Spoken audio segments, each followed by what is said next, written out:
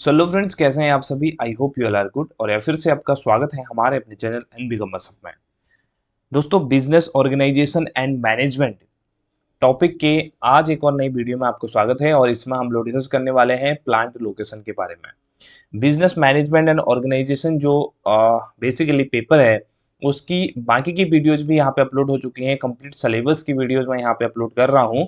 और मैक्सिमम जो वीडियोज हैं इसके अंदर अपलोड हो चुकी हैं। इसकी अलग से प्लेलिस्ट भी आपको मिल जाएगी इसी नाम से यूट्यूब चैनल के अंदर, सेम चैनल के अंदर, बिजनेस ऑर्गेनाइजेशन एंड मैनेजमेंट करके। तो उसमें सभी वीडियोज वन बाय वन आपको मिल जाएंगी। आज का जो टॉपिक है वो है प्लांट लोकेशन। इसकी मीनिंग, डेफिनेशन और बेसिकली प्लांट लोकेशन होता क्या है उसको समझेंगे। और उसके बाद कुछ फैक्टर्स को अफेक्ट करते हैं प्लांट लोकेशन को, उन इंटरनल और एक्सटर्नल फैक्टर्स की बात हम यहाँ पे बात करने वाले हैं। चलिए वीडियो को स्टार्ट करेंगे। और अगर चैनल पर नए हैं तो सब्सक्राइब जरूर कर लें और अपने दोस्तों के साथ जरूर शेयर करें। सबसे पहले देखिए, प्लांट लोकेशन होता क्या है। अगर हम लोग सबसे पहले प्लांट की बात करें, प्लांट क्या होता है आपका, जहाँ पे कहीं ना कहीं आप अपनी एक्टिविटी, बिजनेस एक्टिविटीज को क्या करते हैं, उसको आप यहाँ पे लोकेट करते हैं और उसको कैरी ऑन करने का काम करते हैं अपनी बिजनेस एक्टिविटीज को। जहाँ पर कि आपकी जो आउटपुट है वो वहाँ पे प्रोड्यूस होते हैं और बाकी की जो बिजनेस एक्टिविटीज है वो भी यहाँ पे डायरेक्ट होती है। It may be defined as a technique of locating machine, process and plant services within the factory so as to achieve the right quantity and quality of output at the lowest possible cost of the manufacturing। अब देखिए यहाँ पे होता क्या है, जब भी हम कोई मैन्युफैक्चरिंग कर रहे हैं, मैन्युफैक्चरिंग का मतलब क्या होता है, कोई भी चीज़ को हम प्रोड्यूस करने का काम कर रहे हैं, बनाने का काम कर रहे हैं, तो उसके अंदर सबसे इंपॉर्टेंट चीज़ क्या होती है कि हमारे पास में जो जो रिसोर्सेज हैं, रिसोर्सेज इन द सेंस कि जो जो उस प्रोडक्ट को प्रोड्यूस करने के लिए हमें चाहिए होते हैं। लाइक वाइज मशीन है आपका, रॉ मटेरियल है आपका, इसके अलावा प्लांट है आपका, वो सारी चीज़ें आपकी नियर बाई होनी चाहिए। नियर बाई का मतलब क्या है, नज़दीक में होनी चाहिए। और दूसरी चीज़ ये कि कम से कम कॉस्ट में आप उसको एक्वायर कर पाएँ, ऐसी व्यवस्था आपके पास होनी चाहिए, जिससे कि आपकी जो आउटपुट कॉस्ट है, बेसिकली जो कॉस्ट ऑफ प्रोडक्शन है, वो लेस आए, मतलब कम से कम वो यहाँ पे आए। तो इसी के लिए हम लोग यहाँ पे प्लांट लोकेशन को देखते हैं। और प्लांट लोकेशन क्या है, ये डिफाइन किया जाता है कैसे, टेक्निक ऑफ लोकेटिंग मशीन। इसके अंदर क्या क्या हम चीज़ें लोकेट करते हैं, क्या क्या चीज़ों का हम यहाँ पे पता करते हैं। सबसे पहले देखिए, लोकेशन क्या है मशीन की, जहाँ पे आपका प्रोडक्शन होना है उसकी लोकेशन क्या है। प्रोसेस, जो अलग अलग प्रोसेस से होकर गुजरता है हमारा प्रोडक्ट, जैसे प्रोसेस 1, प्रोसेस 2, प्रोसेस 3। जैसे ऑयल है आपका, तो ऑयल अलग अलग प्रोसेस से होकर गुजरता है। शुगर है आपका, शुगर अलग अलग प्रोसेस से होकर गुजरता है। तो ये प्रोसेस क्या कौन कौन सी हैं। प्लांट सर्विसेज, प्लांट की सर्विसेज क्या क्या है, क्या क्या सर्विसेज प्लांट मतलब वहाँ पे हम लोग लेने वाले हैं उससे, within the factory so as to achieve the right quantity. और ये सारी चीज़ें हमारी फैक्ट्री में होनी चाहिए, मतलब फैक्ट्री के नियर बाई होनी चाहिए, जहाँ पे हम सभी चीज़ों को क्या कर पाएंगे, राइट क्वांटिटी हम उसके अंदर डाल पाएंगे और जिससे हमें राइट क्वालिटी ऑफ आउटपुट हमें देखने को मिलेगा, मतलब प्रोडक्शन हमारा अच्छा होगा। और इसके अलावा इसके अंदर lowest possible cost of manufacturing आनी चाहिए, मतलब जो हमारी कॉस्ट ऑफ मैन्युफैक्चरिंग है, बनाने की कॉस्ट है किसी प्रोडक्ट की, वो कम से कम यहाँ पे आए, ऐसी व्यवस्था हम लोगों को करनी चाहिए। इसी को हम लोग प्लांट लोकेशन कहते हैं। It involves A judicious management of production facilities so that work flow is direct. तो यहाँ पे देखिए, एक हम लोग क्या करते हैं, इसके अंदर ऐसा अरेंजमेंट करके रखते हैं, ऐसा एक प्रॉपर अच्छा अरेंजमेंट करके रखते हैं जो फॉर्मल इन नेचर होता है, जिसकी वजह से हमारा वर्क फ्लो क्या रहता है, डायरेक्ट रहता है, मतलब वर्क फ्लो कहीं ना कहीं हमारा यहाँ पे प्रभावित नहीं होता है। डेफिनेशन की बात करें, a plant layout can be defined as, plant layout की बात करें तो प्लांट लेआउट क्या है। Plant layout refers to the arrangement of the physical facilities such as machinery, equipment, furniture, etc. with the factory building in such a manner so as to have quickest flow of material and the lowest cost, and with the least amount of handling and processing, the amount from the receipt of material to the shipment of the finished product। अब देखिए यहाँ पे अगर हम plant layout की बात करते हैं, तो प्लांट लेआउट में क्या चीज़ें डिफाइन की गई हैं, इसके अंदर डिफाइन की गई हैं कि फिजिकल फैसिलिटी कैसी है आपकी प्रोडक्ट की, मतलब जहाँ पे आप प्रोडक्ट मैन्युफैक्चर कर रहे हैं उसको मैन्युफैक्चरिंग करने के लिए जितनी भी फैसिलिटीज़ हैं, जहाँ पे मशीनरी है, प्लांट है, प्रोसेस है, या रॉ मटेरियल है, या अदर थिंग्स हैं, तो वो किस तरीके से यहाँ पे असाइन की गई हैं, इक्विपमेंट्स हैं, फर्नीचर हैं, ये सारी चीज़ें किस तरीके से सेट की गई हैं। और उनकी व्यवस्था इस तरीके से होनी चाहिए कि वहाँ पे हमारा जो एक्सेस है वो क्विकेस्ट एक्सेस होना चाहिए, मतलब हम लोग कहीं ना कहीं वहाँ पे जल्दी से एक्सेस कर पाएँ, सभी चीज़ें हमें आसानी से मिल जाए, जहाँ पे हम लोग प्रोडक्शन कर रहे हैं। तो इसी जो बेसिकली व्यवस्था है उसको हम प्लांट लोकेशन कहते हैं, और प्लांट लोकेशन के अंदर जो बेसिकली लेआउट है उसको प्लांट लेआउट कहते हैं। अब यहाँ पे देखिए लोकेशन का मतलब क्या हो गया, कहाँ पर हमारी मशीनरी है, कहाँ पे हमारे प्लांट है, कहाँ पे हमारी प्रोसेसेस हैं, ये सारी चीजें हमारी प्लांट लोकेशन में आ जाती है। जबकि प्लांट लेआउट का मतलब क्या हो गया कि हमने जो बिजनेस प्लान अपना बना रखा है। अब लेआउट का मतलब आप लोग समझते हैं ना, जैसे हम लोग सारी चीजें प्रीफिक्स कर देते हैं कि यहाँ पे आपकी मशीन रहेगी, यहाँ पे आपका रॉ मटेरियल रहेगा, यहाँ पे आपके इक्विपमेंट रहेंगे, और यहाँ पे आपके फर्नीचर्स रहेंगे। ये सारी चीजें हमने क्या कर दी हैं, फिक्स कर दी हैं, इसको हम लेआउट बोलते हैं। क्लियर हो गई बात। चलिए अब आगे बढ़ते हैं, अब समझते हैं कि फैक्टर्स कौन कौन से हैं जो हमारे प्लांट की लोकेशन को यहाँ पे क्या करते हैं, अफेक्ट करने का काम करते हैं। Selection of the proper location is very important for the success of any business. ये हम सभी लोग जानते हैं, अगर आपके प्लांट की लोकेशन अच्छी नहीं होगी तो फिर आपके बिजनेस की सक्सेस रेट भी कम हो जाएगी। क्योंकि जहाँ पे आप अपना मैन्युफैक्चरिंग कर रहे हैं उसकी यहाँ पे लोकेशन बहुत अच्छी होनी चाहिए, आपके रिसोर्सेज इजीली अवेलेबल होने चाहिए वहाँ पे। आप मार्केटिंग के लिए जाएं तो कम से कम ट्रांसपोर्टेशन की कॉस्ट आपकी आनी चाहिए। इसके अलावा ओवरऑल जो मैन्युफैक्चरिंग कॉस्ट है वो यहाँ पे कम आनी चाहिए। ऐसा हमारा बिजनेस लोकेशन होना चाहिए। Plant location is considered as the function of determining where the plant should be located for maximum operating economy and effectiveness। तो हमारा जो प्लांट का लोकेशन है वो ऐसी जगह पे होना चाहिए जहाँ पे हमारे पास में ऑपरेटिंग इकोनॉमी हो। ऑपरेटिंग इकोनॉमी का मतलब क्या है, कम से कम कॉस्ट आए।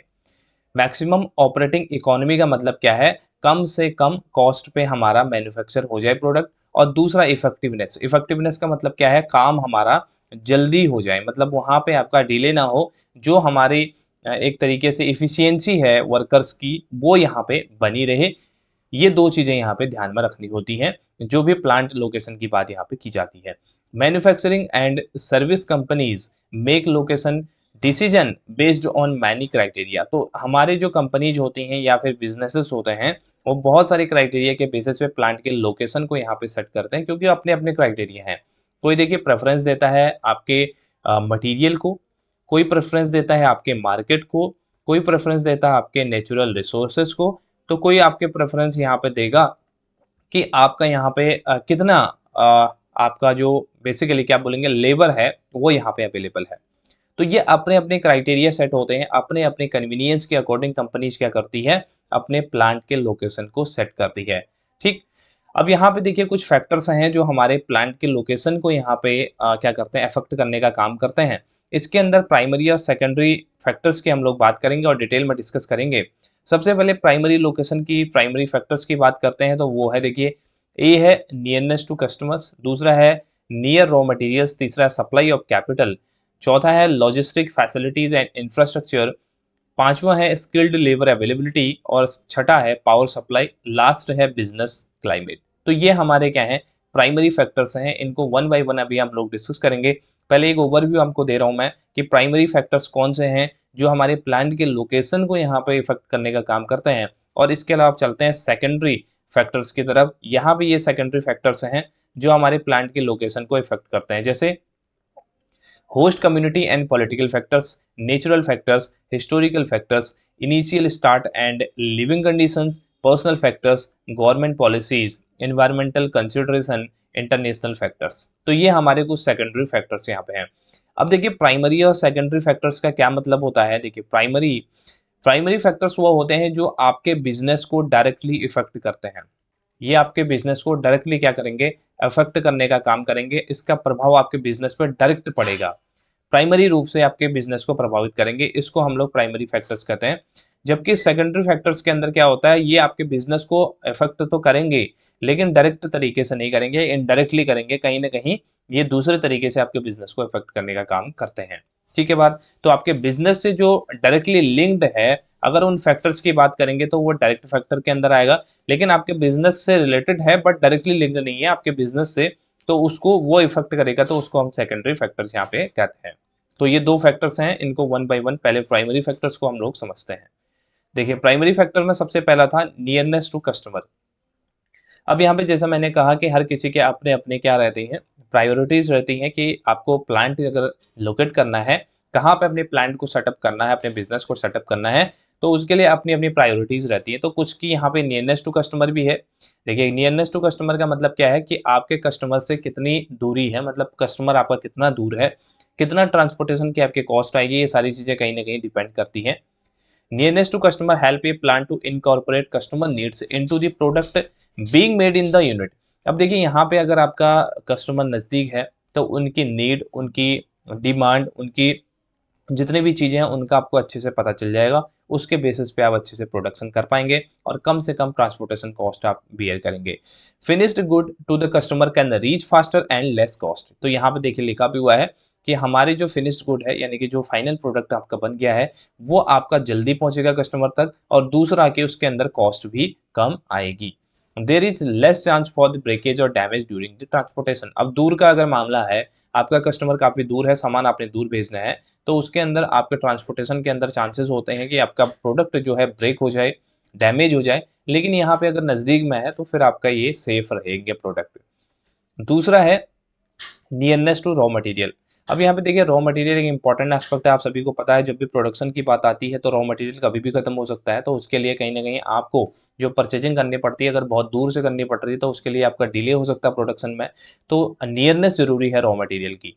Cost of raw material input is a large cost in case of manufactured good. Manufacturing unit के अंदर ये आपका रॉ मटेरियल सबसे इंपॉर्टेंट पार्ट होता है। The time and cost transporting raw material is less if the plant is located near the source of raw material. तो यहाँ पे अगर आपका नज़दीक में सोर्स है रॉ मटेरियल का तो उसके अंदर आपका टाइम भी कम लगता है, और दूसरा इसके अंदर आपकी मैन्युफैक्चरिंग जल्दी भी हो जाती है क्योंकि रॉ मटेरियल आपको जल्दी से मिल जाएगा। ठीक है, नेक्स्ट यहाँ पे अगर बात करते हैं हम लोग तो सप्लाई ऑफ कैपिटल, क्योंकि कैपिटल एक इंपॉर्टेंट पार्ट होती है बिजनेस के अंदर। जो बिजनेस को रन करने के लिए यहाँ पे फाइनेंशियल मदद होती है उसको हम कैपिटल कहते हैं। ये कैपिटल अलग अलग तरीके से हो सकती है, इक्विटी कैपिटल, प्रेफरेंस कैपिटल, अलग अलग जो इक्विटी शेयर्स होते हैं जो वो कंट्रीब्यूट करते हैं बिजनेस के अंदर। तो उस बेसिस पे सभी मिला के जो फंड बनता है उसको हम कैपिटल कहते हैं, जिससे बिजनेस को रन किया जाता है। Short term and long term funds are required to for any business, manufacturing और सर्विस इंडस्ट्री। अब हमें दो तरीके के फंड्स की रिक्वायरमेंट मेनली पड़ती है, एक शॉर्ट टर्म के फंड्स होते हैं, एक लॉन्ग टर्म के फंड्स होते हैं। अगर हमको शॉर्ट टर्म के ऑब्लिगेशंस को फुलफिल करना है उसके लिए शॉर्ट टर्म के फंड्स को यूज किया जाता है, वेर एज अगर हमको लंबे टाइम पीरियड के लिए कोई इन्वेस्टमेंट करनी है तो लॉन्ग टर्म के फंड्स को यूज किया जाता है। एक company decide to locate its plant in such a location where fund movement is hassle free. तो यहाँ पे हम लोग देखिए कंपनी क्या करती है, वहाँ पे इन्वेस्टमेंट करना ज़्यादा पसंद करती है जहाँ पे हैसल फ्री का मतलब होता है आसानी से, इजीली आपको क्या हो जाए, फंड एलोकेट हो जाए, फंड की आप यहाँ पे क्या कर पाएँ, एक्सेसिबिलिटी आपके पास में हो जाए, तो वो यहाँ पे आपकी प्रायोरिटी रहती है। नेक्स्ट अगर बात करें logistic facilities and infrastructure. Logistic facilities होनी चाहिए, इंफ्रास्ट्रक्चर बिल्ड होना चाहिए, जैसे लाइट होनी चाहिए, रोड होनी चाहिए, ये सारी चीज़ें वहाँ पे होनी चाहिए। प्लांट के कहीं ना कहीं ये लोकेशन को कहीं इफेक्ट करने का काम करेंगे, जहाँ पे ऐसी चीज़ें नहीं होंगी तो आप प्लांट को सेटअप नहीं करेंगे वहाँ पे।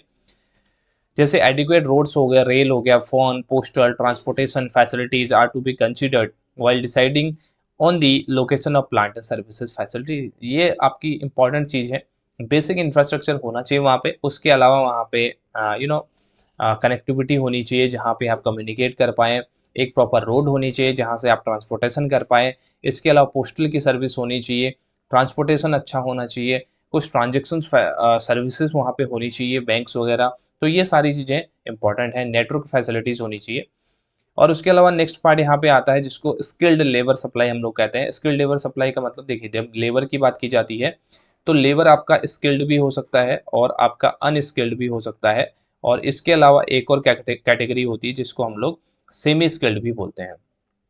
तो ये तीन कैटेगरीज होती है। स्किल्ड का मतलब होता है जिसको स्किल आती है, कोई जो अपने काम में क्या है एक तरीके से पूरी तरीके से सक्षम है। जैसे कोई मशीन चलाने के लिए है, सॉफ्टवेयर कंपनीज में काम करने वाला बंदा है, या इसके अलावा कोई प्रोग्रामर है, तो उसको हम स्किल्ड कहते हैं क्योंकि उसके पास कुछ ना कुछ टेक्निकल स्किल है। Regular supply of the skilled labor is one of the major factor to be considered while deciding on the plant services location। तो यहाँ पे स्किल्ड लेबर का एक इंपॉर्टेंट पार्ट होता है क्योंकि अगर आपके पास स्किल्ड लेबर नहीं है तो काम आपका डिले पड़ सकता है।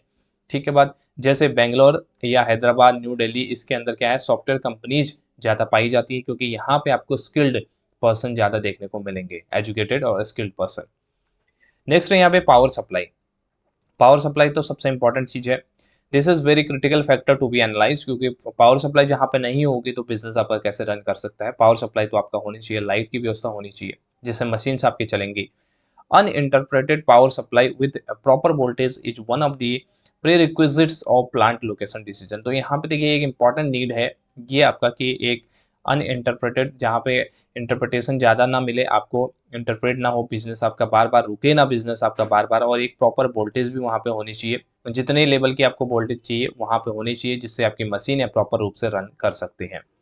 इसके अलावा बिजनेस क्लाइमेट की बात की गई है। बिजनेस क्लाइमेट का मतलब क्या है कि जहाँ पे आपका बिजनेस सिचुएटेड है उसके आसपास का एरिया कैसा है, स्टेट कैसा है वो, या फिर कंट्री कैसी है जहाँ पे आप बिजनेस कर रहे हैं, तो इसको बिजनेस क्लाइमेट बोला जाता है। Company must have a positive business climate और environment in the area, state और कंट्री टू सेटअप मैन्युफैक्चरिंग और सर्विस फैसिलिटी दी है। और फॉर एग्जाम्पल आपने ऐसे कंट्री के अंदर बिजनेस को सेटअप किया है जहाँ पे आपके काफ़ी क्या रहती है, वॉर रहती हैं, और इसी तरीके से जहाँ पे काफ़ी वायलेंस रहता है तो वहाँ पे आपका बिजनेस सेटअप नहीं हो पाएगा। आप ऐसी कंट्री के अंदर इन्वेस्ट करना ज़्यादा पसंद करेंगे जहाँ पे आपको एंटरप्रेन्योरशिप देखने को मिलेगी, जहाँ पर आपको जॉब अपॉर्चुनिटीज़ ढूंढते हुए पर्सन आपको देखने को मिलेंगे, जहाँ पे एजुकेशन अच्छी होगी, जहाँ पे स्किल्ड पर्सन आपको देखने को मिलेंगे, जहाँ पे बेसिक इंफ्रास्ट्रक्चर आपका अच्छा होगा। तो कहीं ना कहीं ये बिजनेस क्लाइमेट सभी चीज़ों को कंसिस्ट करने का काम करता है। तो ये तो हमारे क्या थे, प्राइमरी फैक्टर की बात हमने यहाँ पे करी है जो आपके बिजनेस को यहाँ पे क्या करेंगे, इफेक्ट करने का काम करते हैं। अब हम सेकेंडरी फैक्टर्स की यहाँ पे बात करेंगे।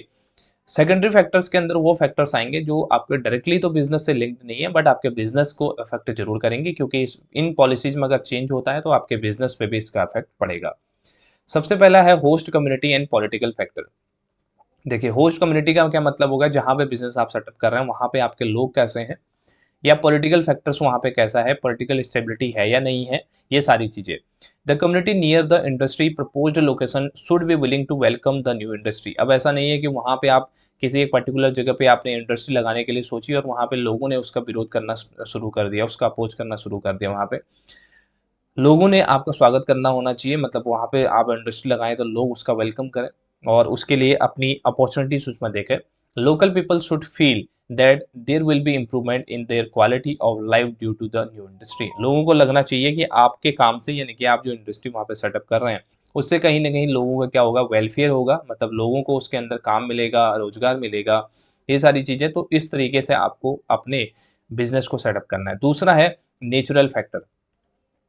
नेचुरल फैक्टर के अंदर वो फैक्टर आते हैं जिसपे हमारा कोई बेसिकली कंट्रोल बहुत कम होता है, जैसे land, water, climate condition, source of material, attract, help some industry. ये आपके एग्जांपल है एक तरीके से, जैसे टी इंडस्ट्री है, कॉटन इंडस्ट्री है, कॉफ़ी इंडस्ट्री है। इनके लिए क्या है, एक नेचुरल फैक्टर जरूरी है, क्योंकि नेचुरल क्लाइमेट होगा तभी ये चीज़ यहाँ पे उग सकती हैं, तभी ये चीज़ यहाँ पे मैन्युफैक्चर हो सकती हैं। अदरवाइज ऐसा नहीं है कि चाय की खेती हर जगह हो जाती है, ऐसा नहीं है। चाय की खेती कुछ प्रॉपर जगह पे होती है। इसी तरह कॉटन इंडस्ट्री है, कॉफ़ी इंडस्ट्री है, कोकोनट ऑयल इंडस्ट्री है। ये ऐसी इंडस्ट्री है जहाँ पे नेचुरल फैक्टर आपको देखने पड़ेंगे, उसके बाद ही आप अपनी प्लांट को सेटअप कर पाएंगे। फिर यहाँ पे है हिस्टोरिकल फैक्टर्स। हिस्टोरिकल फैक्टर्स के अंदर क्या क्या आता है, जैसे capitals of old kingdoms of the yesterdays, large religious places sometimes attract companies to set up their plants. देखिए यहाँ पे हिस्टोरिकल फैक्टर का मतलब क्या है, जो जैसे कोई बहुत फेमस जगह है तो वहाँ पे क्या लोग काफ़ी आते हैं, काफ़ी फेमस जगह होती है, तो वहाँ पे हो सकता है आप अपने बिजनेस को सेटअप कर पाएँ जिससे आपका बिजनेस अच्छे से चल पाए। इसके अलावा यहाँ पे है initial start and living condition.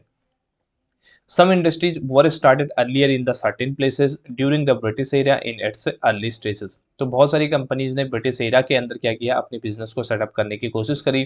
The industry since then have developed making good living condition. तो उस समय अच्छी कंडीशन नहीं थी, क्योंकि जिस समय आपने स्टार्ट किया हो सकता है उस समय अच्छी कंडीशन ना हो, इनिशियल स्टार्ट आपका हो, लेकिन अब उन्होंने क्या कर लिया है, एक अच्छी कंडीशन यहाँ पे हासिल कर ली है। तो कहीं ना कहीं आपका इनिशियल स्टार्ट और लिविंग कंडीशन दोनों में टाइम लगता है, क्योंकि इनिशियल स्टार्ट में हो सकता है कुछ प्रॉब्लम्स आपको फेस करनी पड़ जाए और उसके बाद आप आसानी से उसको क्या कर पाएंगे, आगे रन कर पाएंगे अपने बिजनेस को।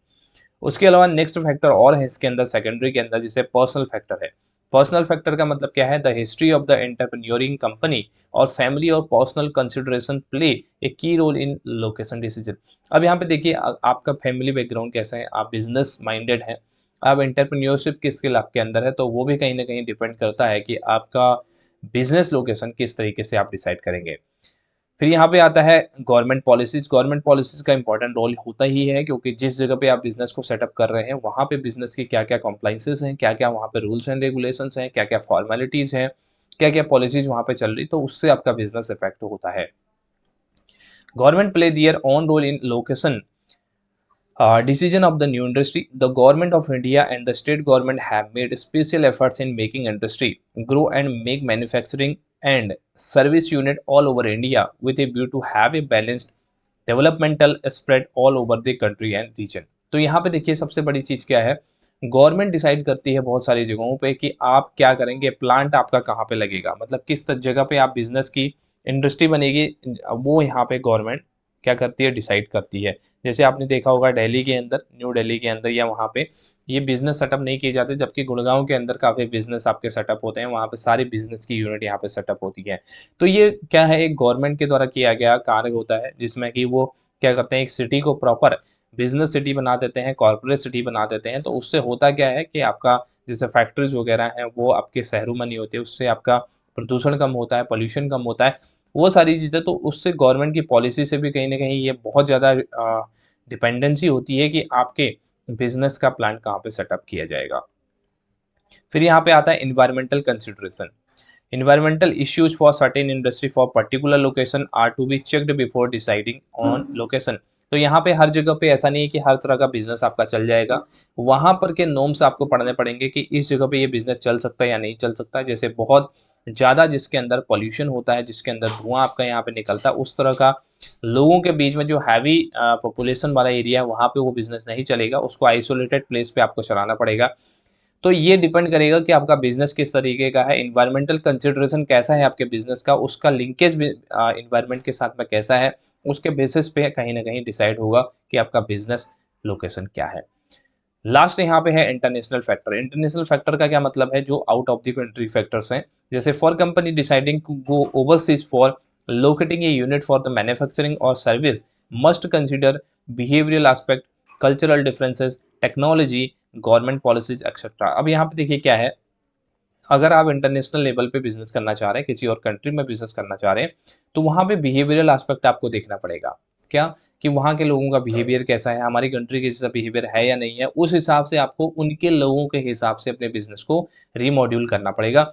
कल्चरल डिफरेंसेस कितने देखने को मिल रहे हैं, क्या हमारा कल्चर कुछ और है, वहाँ का कल्चर कुछ और है, वहाँ के कल्चर के हिसाब से आपको चीज़ें सेट करनी पड़ेंगी, वहाँ के टेक्नोलॉजी को अडॉप्ट करना पड़ेगा, वहाँ के गवर्नमेंट पॉलिसीज़ को आपको देखना पड़ेगा, ओवरव्यू करना पड़ेगा, एग्री करना पड़ेगा और साइन करने पड़ेगा। तो ये सारी चीज़ें इंपॉर्टेंट हैं अगर आपको बिजनेस को लोकेट करना है, बिजनेस की लोकेशन आपको देखनी है, बेसिकली प्लांट लोकेशन के सेंस में। ठीक है बात। तो आज की वीडियो के अंदर इतना हम लोग डिस्कस कर रहे हैं। नेक्स्ट वीडियो के अंदर हम लोग प्लांट लेआउट को भी डिस्कस करेंगे। थोड़ा बहुत प्लांट लेआउट के बारे में भी मैंने आपको बताया था इंट्रोडक्टरी पार्ट, लेकिन इसके बारे में डिस्कस फिर डिटेल में हम लोग नेक्स्ट वीडियो में करेंगे। तो आज की वीडियो में हमने इतना पढ़ा है कि प्लांट लोकेशन क्या होता है, प्लांट लोकेशन को कौन कौन से ऐसे फैक्टर्स हैं तो जो यहाँ पे इफेक्ट करने का काम करते हैं। आई होप आपको वीडियो पसंद आई होगी। वीडियो पसंद आती है लाइक करना ना भूलें। आज की वीडियो में इतना ही। Thank you so much. Have a nice day.